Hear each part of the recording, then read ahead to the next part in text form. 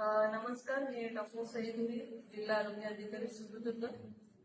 आज इथे महिला बाल रुग्णालयामध्ये 8/5/2026 रोजी जागतिक महिला दिनानिमित्त आपण सिंधुदुर्ग जिल्ह्यामध्ये HPV लसीकरणाचा शुभारंभ केलेला आहे.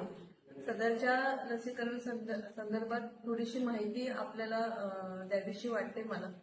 हे जे HPV वॅक्सिन आहे हे 14 वर्ष वयोगटातल्या मुलींना आपण देतोय, ज्यांचा 14वा वाढदिवस साजरा केलेला आहे.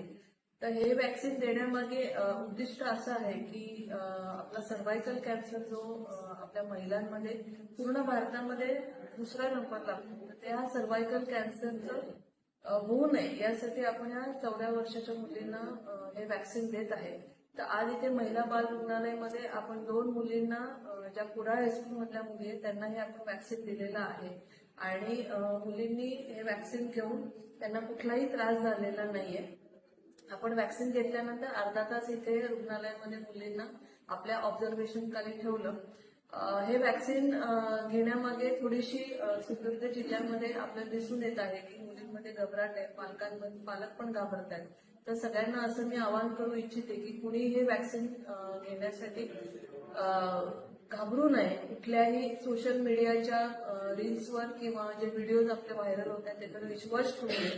पालकांनी पुढे येऊन, मुलींनी पुढे येऊन हे वॅक्सिन घेण्यात यावं.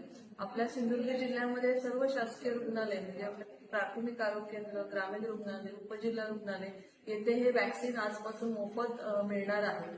फक्त येताना त्या मुलींनी नाश्ता करून येण्यात यावे आणि मुलींचं जे नोंदणी जी आहे युविन पोर्टलला ऍपला आपण इथे ऑन द स्पॉट करत आहोत. तर कुणीही घाबरून जाऊ नये आणि आजपासून सर्वांनी सिंधुदुर्ग जिल्ह्यातल्या जेवढ्या मुली आहेत 14 वर्ष वयोगटातल्या त्या सर्वांनी हे वॅक्सिन घ्यावं अशी सर्वांना मनापासून मी विनंती करत आहे. थँक्यू.